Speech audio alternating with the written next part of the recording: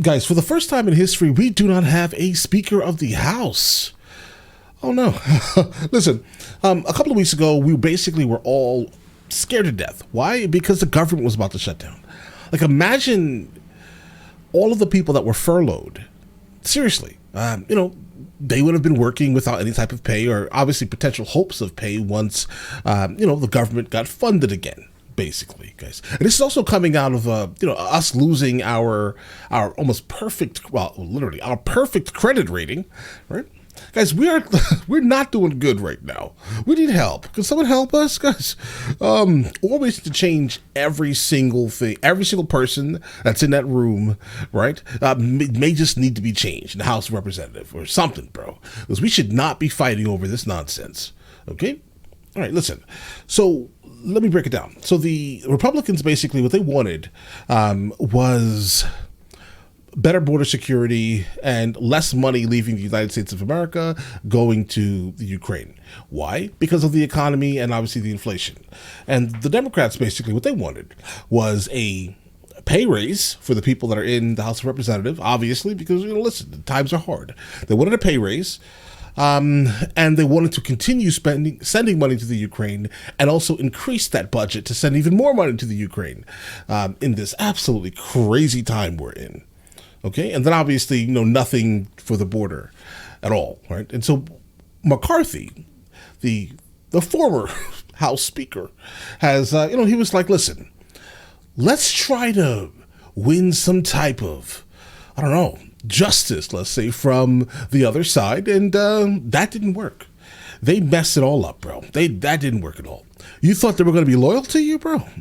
No. And so, long story short, the Speaker of the House, he thought by basically jumping ship, they were going to have loyalty. That didn't work. They voted him out just the same.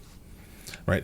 And so the Republicans voted him out because of how disrespectful this bill was, that they basically were able to sign, basically giving the Democrats everything they wanted and the Republicans basically nothing. So obviously the Republicans, for the first time in U.S. history, removed the Speaker of the House. He was a Republican, right?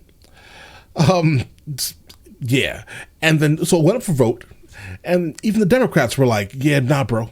You got to go. So all of the disrespect from both sides here is wild. Keep in mind, Speaker of the House, the importance of the Speaker of the House is if something was to happen to the president, it would basically pass on to the vice president and then on to the Speaker of the House. So as of right now, we have a temporary person there for now, right? And McCarthy is attempting to get back into the House of Representatives. Guys, we have an interesting, this is an interesting time we're in, guys. First time in U.S. history.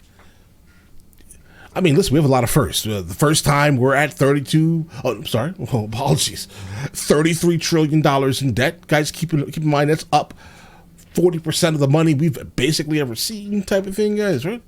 $9.7 trillion in debt in 2017, $5.8 trillion in debt in the year 2000, and now 2023, currently, contemporary times, $33 trillion in debt. Somehow, all that $22 trillion that was printed, keep in mind, they printed $22 trillion, right?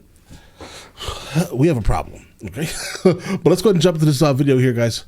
Let's see what this takes us. On this vote, the yeas are 216, the nays are 210. The resolution is adopted. Without objection, the motion to reconsider is laid on the table. The office of Speaker of the House of the United States House of Representatives is hereby declared vacant.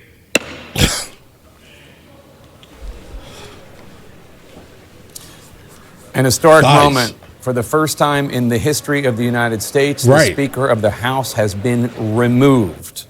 For those paying attention at home and trying to understand why it's not a 218 vote count, it requires a majority of those present and voting. There are 426 people present and voting, 426, which means that you need half plus one, and that would be 214 votes. And they have the yeas to remove Speaker McCarthy are 216. It is a resounding defeat for Speaker McCarthy, House with come to order. 8 of his fellow House Republicans, The chair lays including before the Congressman House Matt the Gaetz, communication. who led this effort, leading the charge to join the Democrats to remove him from power. Let's listen in if they are they talking right now? Pursuant to Clause 8B, 3B of Rule 1, is the Honorable Patrick T. McHenry of North Carolina. Signed sincerely, Kevin F. McCumber, Acting Clerk. Pursuant to Clause 8B3 of Rule 1, I will now act as Speaker pro tem. The Chair will inform the members of the House the following.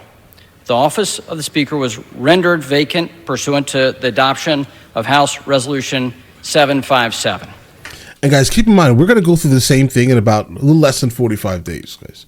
Right? Because, I mean, that clause, that bill that was signed between the both of them for the funding bill, it's only going to last 45 days. They still actually need to come up with something. And hopefully that something has a lot to do with not sending so much money outside of the country, guys. Upon a vacancy in the office of Speaker, Clause Stop printing money. 8B3 of Rule 1 provides that the next member on a list submitted by the Speaker, pursuant to the rule, acts as Speaker pro tem until the election of a new Speaker, and bestows the authorities of the office of Speaker upon the Speaker pro tem to the extent necessary and appropriate to that end. In the opinion of the Chair, prior to proceeding to the election of a Speaker, it would be prudent to first recess for the relative caucus and conferences to meet and discuss the path forward. A lot of discussion. Accordingly, pursuant to Clause 12A of Rule 1, the Chair declares the House in recess subject to the call of the Chair. Bro, hit it harder.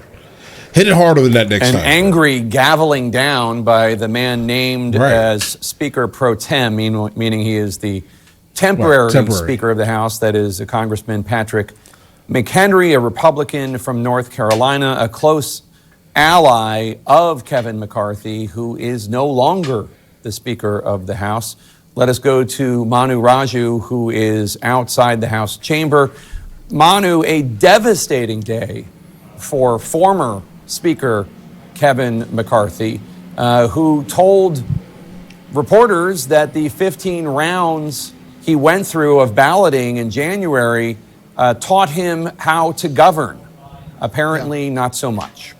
Yeah, he thought he was able to get Shots various fired. warring factions together through that whole process. But as we saw, it devolved over just a handful of members within his own conference were furious at his decisions, including to keep the government open by relying on Democratic votes. They have a sharp disagreement over spending levels and some personality conflicts as well. Right. But there's a lot of personality conflicts. Let's just be real here.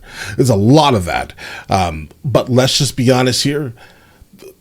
They're trying to, how about this? The other side absolutely is trying to not allow us to continue to print money, messing up our economy by just literally just dumping copious amounts of new fake dollars into our economy, guys. We need to stop this. This is a real thing. And so by basically just capitulating is like, wow, bro, you don't care, right? You don't care at all, right? But given the narrowness of this House Republican majority, Kevin McCarthy was captive. It was essentially isolated within his own conference, given the opposition within his right flank. He knew full well that a handful of members could upset his plans at any given time on any party-led vote. He had initially calculated to try to align himself with those members on the far right, but at times when simply needing to do the basic essence of governing, whether it's raising the national debt limit or keeping the government open, he needed Democratic support. There's a Democratic Senate and a Democratic White House. That is something that those members on the far right of his conference simply would not accept, which is why he has met this fate, a historic vote. First. Oh, listen, we get it. Listen, like everyone, I think for the most part understands that he did do what he kind of had to do, but I think that doesn't matter because the only thing that matters, again, listen, I'm not partial to the left or the right. Just to be honest here, guys, right? I care about economies. I care about numbers. And I know we are absolutely messing up our country completely by literally throwing money away to some place that's not affecting us. It just is, guys. But all right. Time ever removed from the speakership. Now the House is in a complete state of paralysis. There will be a vote eventually, either tonight, maybe tomorrow, to name a new speaker. That is a bit unclear at the moment. And it's also unclear what Kevin McCarthy will do. Will he put himself up as a candidate for speaker? He has said for some time that he'll fight, he's ready to fight. But does that mean he'll actually be a candidate? That is a major question at the moment. And can anyone get 218 votes in this bitterly divided House and this bitterly divided Republican conference? A lot of these members who are aligned themselves with McCarthy want him to fight. They don't want Matt Gaetz to win this round right here. So there are a lot of questions about all the next steps here, Jake. But one thing is clear. This is a historic moment here in the House, and a very, very angry members of the Republican conference here emerging, wanting to know how to go forward and worried about their own political hides, worried that they could lose the House given the leadership crisis they are now facing, Jake, as they try to pick up the pieces. Manu, are we expecting to see Congressman McCarthy come out anytime soon? We are expecting him. He's expected to walk out this way towards his office. We'll try to ask him a question at his old office. His old office. As he does come out, so we'll see, Jake, in just a matter of minutes, whether or not the now former speaker, wants to weigh in and whether he will detail his plans in the days. Was that like a vocal effect on his voice or something? Jake. All right, guys, listen. So the thing about it is, the only way to fix what we have going on right now is stop printing money. It's only about the numbers, guys. I mean, I understand, everyone I think feels bad for what's going on over there, guys. We do, but we cannot wreck ourselves to be the moral police, if that makes any sense, right? Because we absolutely are. Housing prices are crazy. Inflation has just run rampant because of obviously all the money that's being pumped into the economy, guys. And the only way to fix it is to stop spending at the rate that we're spending, right? But all right, listen. You guys all have an absolutely amazing day. Enjoy your day thoroughly, all right?